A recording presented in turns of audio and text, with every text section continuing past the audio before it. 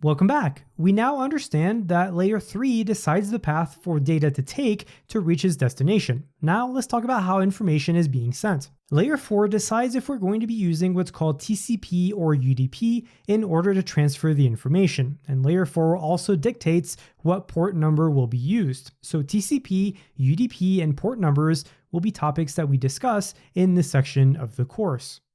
Now, generally speaking, real-time applications such as voice over IP, or VoIP for short, and video calls like on Skype, for example, use what's called UDP, which stands for User Datagram Protocol.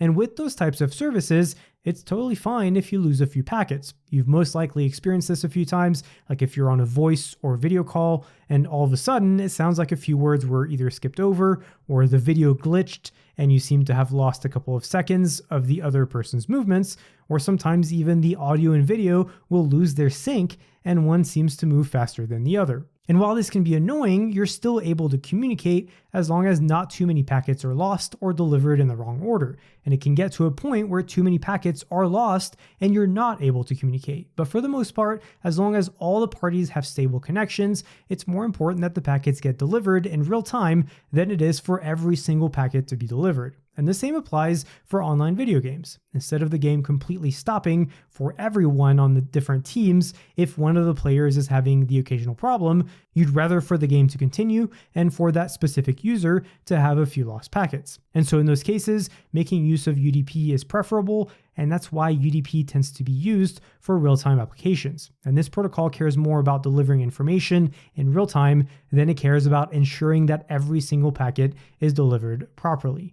On the other hand, TCP, which stands for Transmission Control Protocol, is designed to prevent packet loss. It has different characteristics like retransmissions, packet ordering, etc. And that helps ensure that packet loss prevention is more important than real-time transmission. And websites, for example, use HTTP, which uses TCP. And you want to see a full website, so it's pretty important that all the packets are received.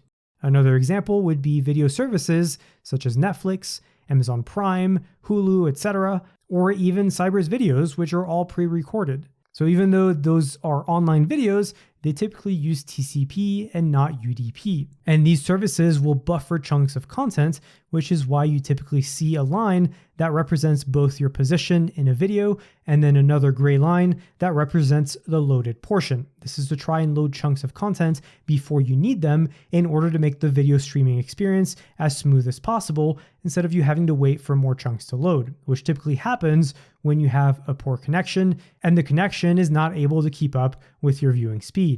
Now, because TCP and UDP have such major differences, it's important that we examine these protocols in a bit more detail. Understanding what ports are and how they work is also a crucial topic for IT in general, but also for cybersecurity. And so we'll discuss those in more details in this section as well. So that's it for the introduction. Go ahead and complete this lesson, and I'll see you in the next.